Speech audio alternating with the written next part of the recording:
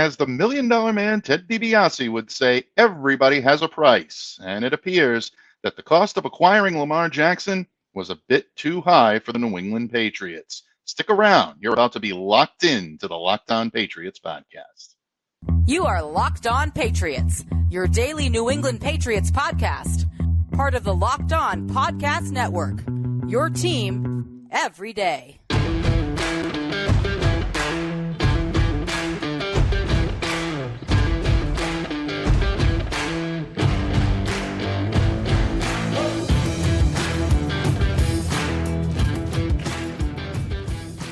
Hello to all of you Foxborough faithful. Thank you once again for making Locked On Patriots a daily part of your New England Patriots coverage. Please subscribe or follow for free on YouTube or wherever you listen to podcasts to get the latest episode as soon as it's available.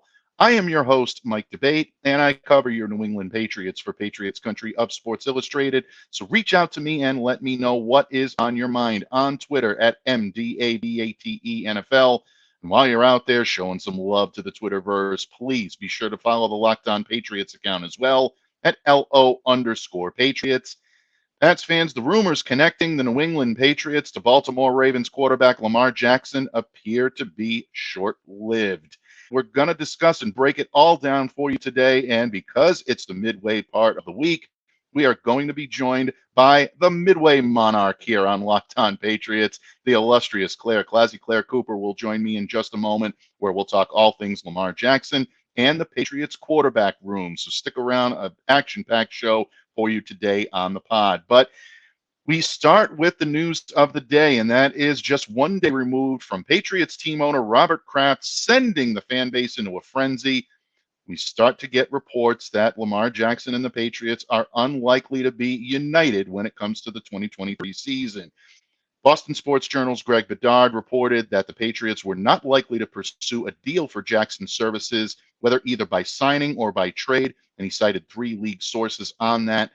As such, the seas of speculation seemed to calm down a little bit, and then they really went to a flat calm on Wednesday morning when the Athletic's Jeff Howe essentially confirmed that the Patriots were unlikely, barring any unforeseen circumstances, to go after Lamar Jackson. And folks, when we look at this with a little bit of a clear head, when we start to let a lot of the excitement settle a little bit, it does make perfect sense for the New England Patriots to bow out of this.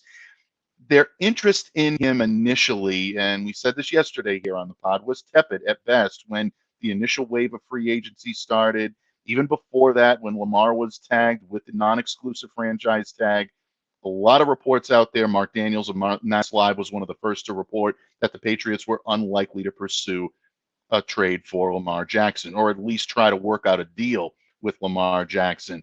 But that really started to swell a little bit, and it picked up, as business usually tends to do, when Robert Kraft revealed that he had received a text from rapper Meek Mill, generally claiming that the former first-round draft pick wanted to join the New England Patriots. Now, Jackson remains one of the most dynamic talents on a pro football field. There is no question that this guy can assimilate into any system, and I believe he's a perfect physical specimen to quarterback any team. The New England Patriots look at the overall cost of what they'd be getting, and I think that appeared to be the sticking point for them.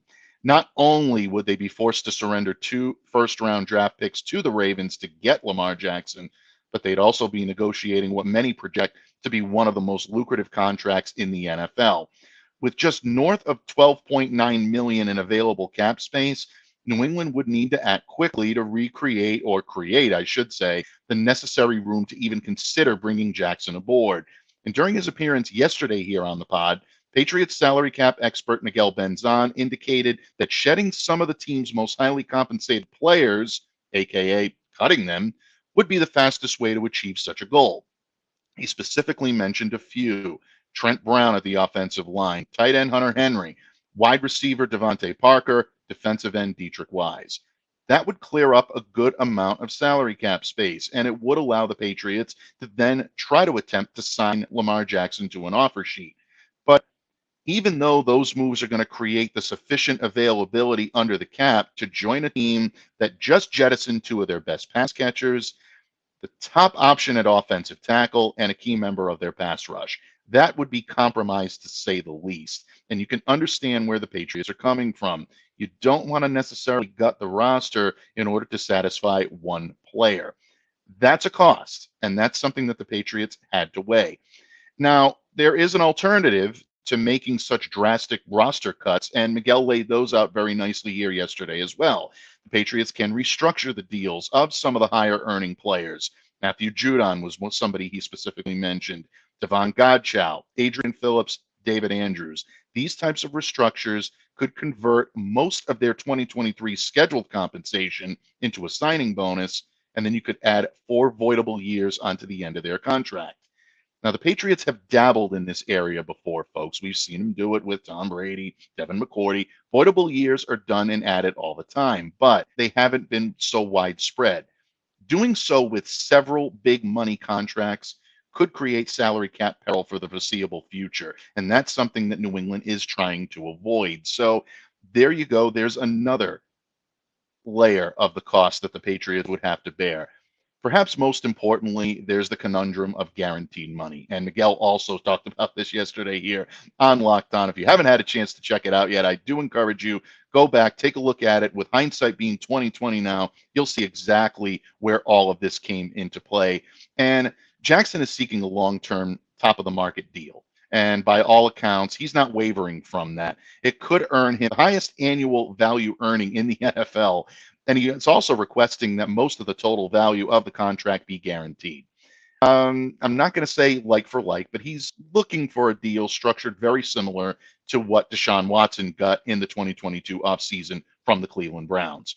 Now, not only would Jackson be demanding contractual longevity from the Patriots or any potential suitor, but he's also going to look to comfortably exceed that $32.4 million salary, that value of his non-exclusive franchise tag. With a short-term, more team-friendly deal seemingly off the table, the Patriots just, I don't think, have the wherewithal or really the desire to completely change the complexity of their roster to pursue a player, even one as dynamic and as great as Lamar Jackson. There's just too much financial commitment for a player who, again, has missed more than 5 games in each of his last 2 seasons. And of course, New England has the rest of the roster to think about in fielding a competitive team. So Jackson's going to remain embroiled in that contract dispute with Baltimore. A lot of people still believe that he's played his final down in Baltimore. Where he'll end up, that's a conversation for another day. But his next down being played in Foxborough, a very, very remote possibility at best this point, folks. It appears to be looking less likely with each passing day, and that's starting with today. So now the Patriots know that they're probably going to be moving forward with Mac Jones and Bailey Zappe. So in that case, what does this mean for the Patriots contracts? What does it mean for their quarterback room moving forward? Well, we're about to bring in the Countess of Claz herself, Miss Clare ClazzyClare Cooper of Pat's Propaganda and A Clare Perspective, the Patriots Podcast, to prognosticate what that may mean for the Patriots quarterback competition. We're also going to get her take on the Lamar Jackson situation and whether just the compensation alone of surrendering 2 draft picks might have been a little bit too high to begin with. We're going to talk about all that and more when this episode of the Locked On Patriots podcast continues. But first, folks, today's episode is brought to you by our good friends at FanDuel. And the tournament is at a fever pitch. And there's no better place to get the action other than FanDuel, America's #1 sports book. That's because right now, FanDuel is giving new customers a no-sweat first bet up to $1,000. That's up to $1,000 back in bonus bets if your first doesn't win.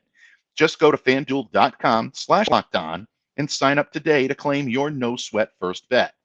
Then you can wager on everything from the money line to the point spreads to which team will be cutting down the net, all on an app that's safe, that's secure, and it's super easy to use. So don't miss your shot at a no-sweat first bet up to $1,000 when you join FanDuel today. Just go to FanDuel.com/LockedOn to sign up.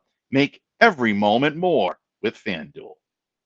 Patriots fans, the rumored interest that the Pats might have had in Lamar Jackson appears to be fun while it lasted. Reports on Wednesday morning from The Athletic's Jeff Howe that the Patriots are indeed not pursuing Lamar, Of course, these are always taken with a grain of salt. I definitely trust Jeff's sources with every fiber of my being, but until it's confirmed, there's always going to be speculation. But today here on the pod, we're going to talk a little bit about the cost of 2 first-round draft picks. Is it a little too rich for the Patriots' blood? Well, we're going to discuss that today with one of our very favorites here on the pod. It's Wednesday. It's the midweek. It's time for a visit from the midweek monarch, the Countess of Claz herself, Clare ClazzyClare Cooper of Pat's Propaganda, and of course, the host of her very own podcast, A Clare Perspective, powered by FBC Patriots.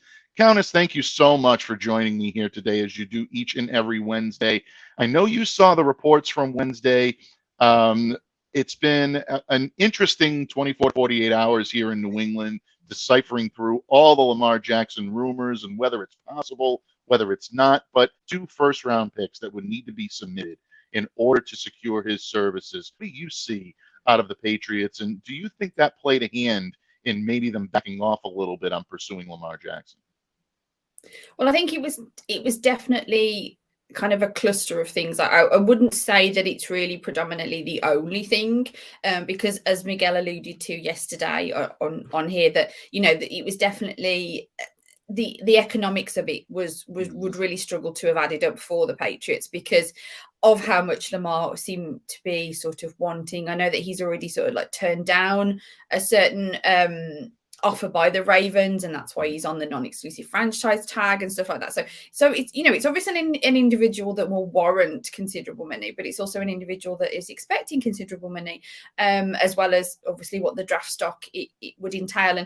And the one thing in regard to that isn't so much just what you look at as the sort of the first 2 draft picks. I think it was Robert Kraft, not Bill Belichick, that mentioned yesterday or the day before in the sort of owners meetings of how valuable draft selection is and how valuable that the players are when it comes to from the draft, because obviously you're getting quite good value for money, possibly depending on how each player obviously sort of undertakes his career. But rookie deals are quite invaluable when it comes to cutting costs and stuff like that. So it isn't just the small picture of how much the Lamar wanted on his contract and how many sort of draft, the first round draft picks that it would entail.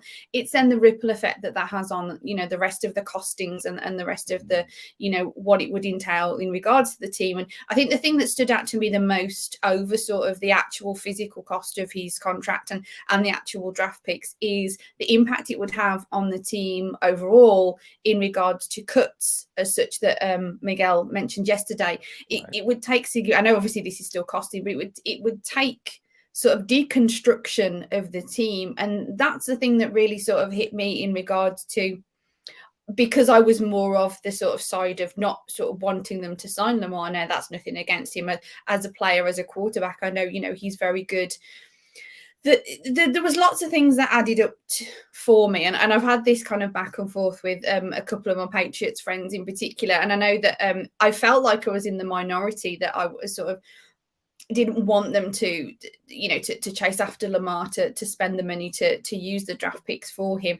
And I initially thought that maybe I was of a minority, but I think it was Tom Curran did one of those quick slants polls on social media yesterday or the day before, and I was really surprised to find out that actually it was 43% were get Lamar, and 57% was to stick with Mac, which did quite surprise me, because I did genuinely think I was in a real minority when it came to them not really wanting them to have Lamar.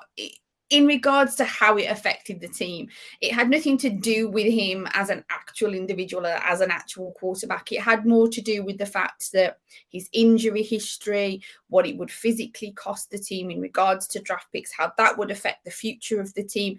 It feels like, as Patriots fans, we've gone through a few years now, very transitional, very sort of, I would say rebuild, because it hasn't quite been that sort of situation, but the transition from Tom Brady through to Cam Newton during a pandemic year over onto the rookies' first year, then you go through that sort of trial period, experimental period of a non-true offensive coach, if you like, in regards to Matt Patricia, that sort of experiment, as Robert Kraft did mention.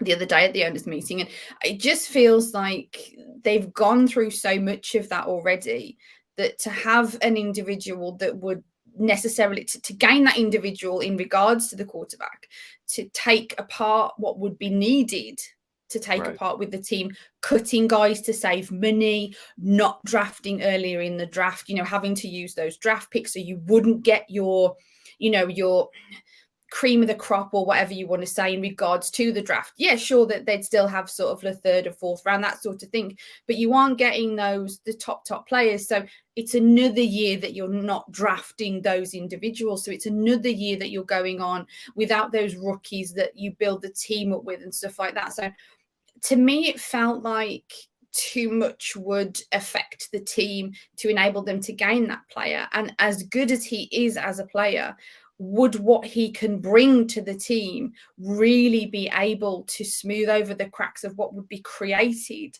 to be able to bring him into the team with regards to the loss of players and the loss of draft picks that would entail? And for me personally, as a Patriots fan, and I know obviously this is just my opinion, and I know a lot of people will not agree and believe that, he is worth it. And I fully respect those opinions. It's just, for me, from my perspective, it was too much. It just seems too much. And I think that with bringing in Bill O'Brien, I know we'll talk about the current quarterbacks in a moment, but with bringing in Bill O'Brien, it really felt like what they brought in, how, who they've kept and things like that, possibly with the exception of Jacoby Myers. I know that's a different topic that's already been covered. It seems like what they've looked to do is build a Patriots team around the quarterback that they have in regards to Mac Jones. And so I just think that it was a long shot and maybe just too much compromise with the rest of the team. And I fully appreciate there will be fans sitting there saying it's worth it. And I don't blame you for saying it. It's just, in my opinion, I didn't actually think it was necessarily worth it at this stage, how the team is, what would be needed to be given up. So yeah, that's just kind of my 2 cents on the matter, really. Well, I think it's worth a lot more than 2 cents. I'm glad that you mentioned the financial costs and brought those in, because Claire, let's face it, none of these decisions are made in a vacuum. All of these decisions have to factor in. It is the draft capital that needs to be surrendered, but it's also financial cost alongside it. You can make the argument that giving up 2 first-round picks for Lamar Jackson services is a pretty good deal. It's not necessarily a deal breaker. You can go that level and say, if we're going to get a 26-year-old dynamic quarterback that's capable of being a dual threat, as long as he's healthy, one of the top players in the league, you almost have to say, okay, we're going to do that every single time. But the New England Patriots are not in a perfect financial situation either. It's not just the 2 picks they're giving up. It's 2 picks along with, like you said, like Miguel said on Tuesday here on Locked On Patriots, jettisoning guys like Trent Brown, Hunter Henry, Dietrich Wise Jr., Devontae Parker. These are restructures. These are either cuts that need to be made, things of that nature. Mostly it's cuts that need to be made. You cut those 4 players, all of a sudden, Lamar Jackson may want to play in New England as much as anybody, but is he going to want to go to a team that is devoid now of 2 of its top pass catchers, of its top weapon on the offensive line? Is there going to be a situation where it's not as appealing of a destination? So the Patriots have to take all of that under account. And when you take a look at the fact that it would be 2 first-rounders in addition to all these cuts, yeah, that's a problem. And that's something that I think New England is realizing after the euphoria dies down of saying, wow, Lamar Jackson wants to play here. We, as a Patriots team, have the chance to go get him. Cooler heads always have to prevail in that circumstance. So I think you articulated that well. And I'm glad that you brought those elements in, because it's such an important part of this argument. It's not one thing over another. It's not saying, oh, well, we just don't want to part with the picks, or we just don't want to spend the money. When you have to part with the combination of both, it can have a detrimental effect on a franchise. We've seen it happen before, and it's a situation where the Patriots just have too much, I think, financially on their plate to make this work. So I agree with you. I think that this is now an opportunity for the Patriots to move on and see what they have, because they have been building toward a quarterback room that does look an awful lot like this is going to be Mac Jones's team in the foreseeable future. Yeah, completely. The other thing to mention is I know obviously as Patriots fans, we're only really concerned with, what the Patriots think and sort of what the Patriots do. But at the owners' meeting, there were other head coaches that sort of alluded to the expense of Lamar Jackson just being maybe that little bit too much. I think it was Pete Carroll was quite candid in saying, someone asked, if they'd move on from Geno Smith, Lamar Jackson, and they're very complimentary, he's a very good player, but we just couldn't afford him. And Robert Kraft said, we want to make the playoffs. And as you said, in regards to the cuts, now, a lot of people say, well, you can get on, without Devontae Parker, you can get on without Hunter Henry. But we're already, as Patriots Nation fans there's a lot of fans that are kind of already sort of shouting for that weapon, give Max some weapons. Mm-hmm. If you bring in Lamar Jackson as a bigger weapon that he is, are you really making the playoffs? Is that really possible with just your quarterback? Because don't forget, you've emptied the tank of a lot of other things as well. Defensive line in regards to Dietrich Wise, he's been so invaluable recently. I mean, last year was his what was the joke? His breakout fifth year or something like that. That kind of the fifth year job. But he was so good. So then you're compromising your defense, and last year your defense was your strength. So, and obviously you're taking away Hunter Henry and Devontae Parker, and I know a lot of people sort of weren't not very fussed with that, but if you haven't got anything, you haven't got any money, you haven't got any draft capital to replace those guys, who's Lamar throwing to? So all of a sudden you may have a really top quarterback, but Robert Kraft wants to make the playoffs. And for me, it's like, is that really possible when all you've really got in your offensive weapons cupboard is one quarterback and not very much else, because you can't afford very much else at this point? It just seems... To me, it seemed like too much would have to be deconstructed, as we said. Too much, they'd have to sort of rewind so much.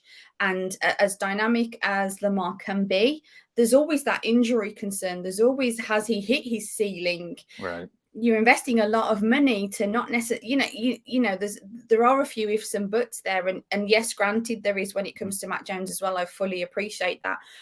But it's a lot of investment for kind of a considerable risk, as we said, and emptying the cupboard out as well. So as a bigger picture, it just doesn't it didn't really add up for me. And maybe it doesn't add up for the Patriots. And that's why we're hearing this from Jeff Howe as we're recording this, that, maybe they're not going down the Lamar route. Yeah, there's still going to be people holding out hope, and I fully get that. I really do. And it's going to take us until the actual season before we really certainly know, or obviously he's signed somewhere else, of course. So, but I think it's like you said, just too rich when it comes to the draft capital.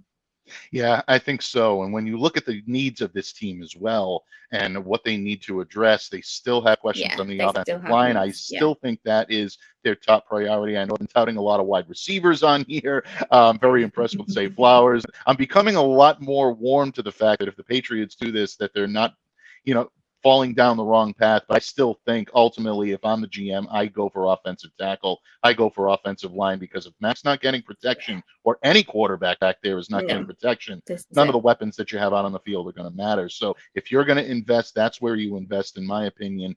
And I also think that it's important that you mention the logistical fit on the field. I don't think anyone is questioning, or at least they shouldn't be questioning, whether or not Lamar Jackson could come in here and navigate a Bill O'Brien offense. I think he's a much better traditional pocket passer than people give him credit for. Yes, the highlights are going to highlight his ability to extend plays with his legs or create plays with his legs. He's one of the most dynamic talents I've ever seen on a football field that can do it.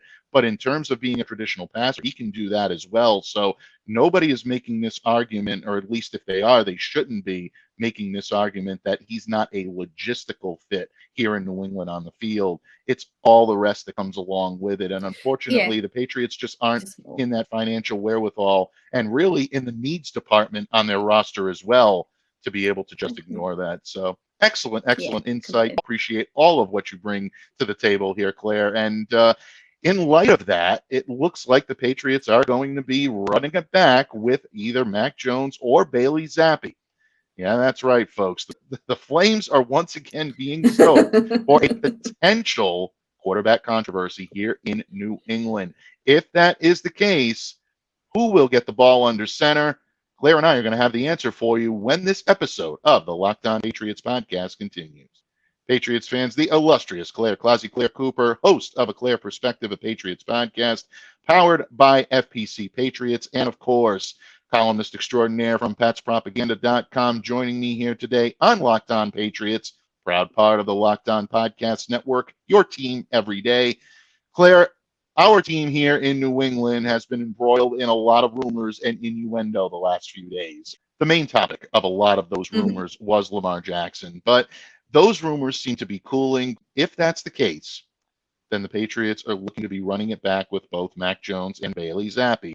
And I say both because Bill Belichick just seems to refuse to commit to Mac as the starter. And I know why he's doing it, folks. It's not because he's trying to drum up competition. It's not because he enjoys being raked over the coals by the media. This is simply how Bill Belichick does business. It's how he's always done business. He was asked about the quarterback situation on Monday when he spoke to the media at the owners' meetings in Phoenix, Arizona. Quoting Bill directly here, Claire, everybody will get a chance to play and will play the best players. Everybody will get a chance to play everybody that's on our roster. If they earn the opportunity to play based on what they do in practice and all that, then they'll get an opportunity to play. And this has kind of given our colleagues in the media carte blanche to run with this and say it's still not Mac's job.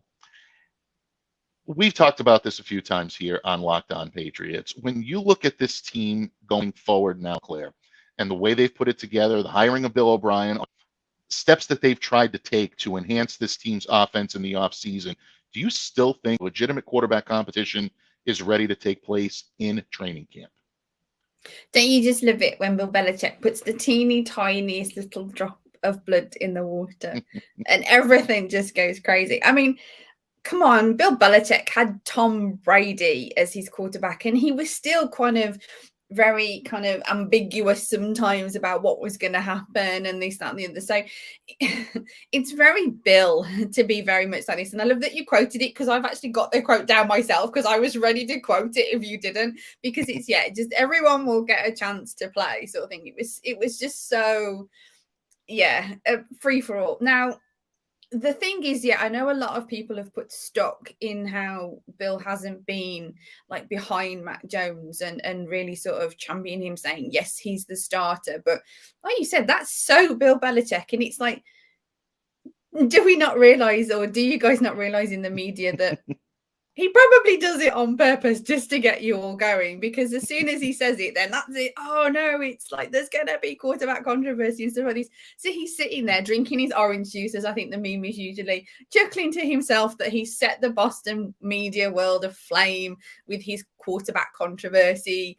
Now, if there is any truth to the matter, then I mean, the one thing that we've mentioned, and I was going to sort of mention again, was how Bill O'Brien is the structure that sort of would work around the likes of Mac Jones. But now Bailey Zappe is a quarterback very similar to Mac Jones. You know, the kind of the football smarts, that sort of pocket passer. They're sort of very similar, and that's obviously why they were to draft Zappe, because he had a very, I think we said it once on this show probably last season, he was very much of the Mac mold, and we liked that, and we still like that. And I think what we've seen from both of these individuals as fans, probably less so last year for Mac Jones because of what happened in regards to injury, but we've seen that, I think it's, I think I'm not amiss to say that we've seen that Mac Jones can be a good quarterback, particularly more so his first year as a rookie, granted.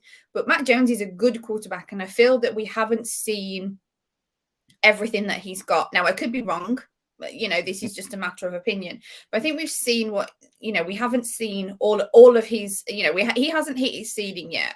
In regards to Bailey Zappe, he's shown to us that he's got, the skill set and to be a good backup. He is a quality backup quarterback. Now, is he a starter?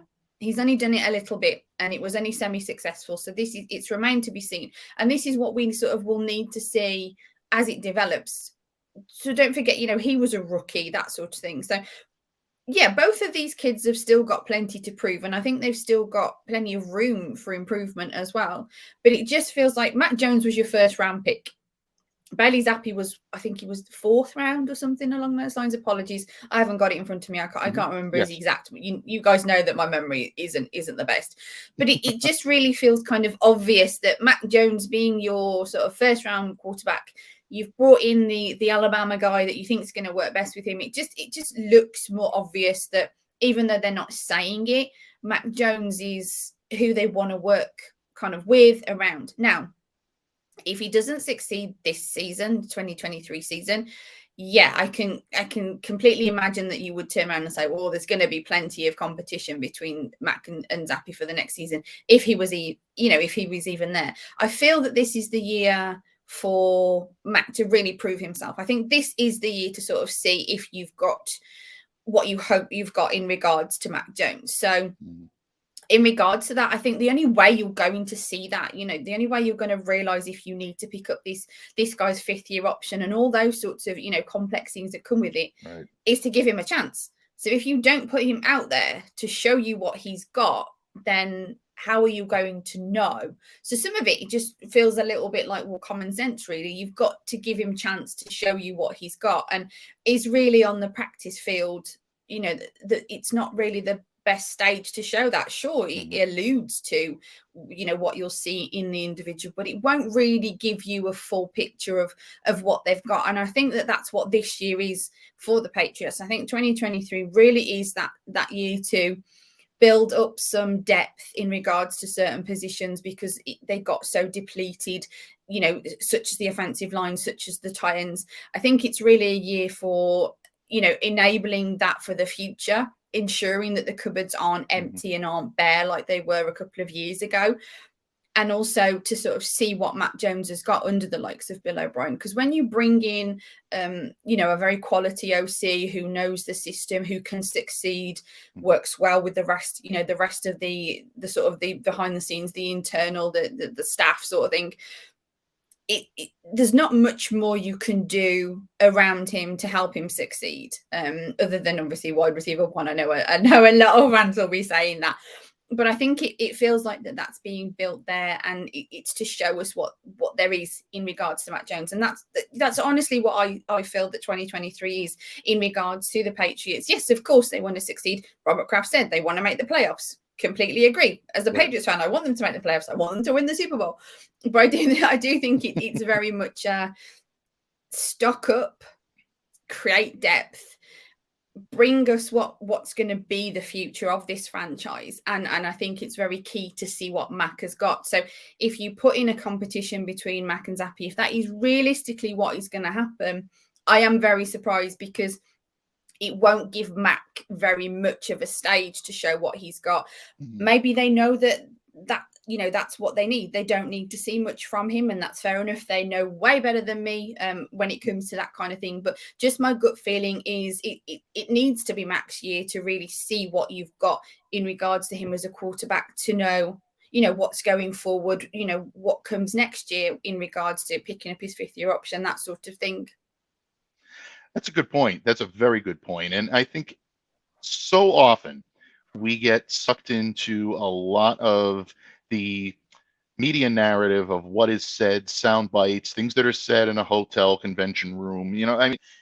Look, Bill Belichick, bottom line, is very strategic in how he speaks to the media and what he says. I know he gets a lot of guff for it from a lot of circles. I've been critical of him as well for, not giving a whole lot of information. But what Bill Belichick said at its core is no different than anything else he's done throughout his entire career. You're going to give your best players a chance to make a difference on the field.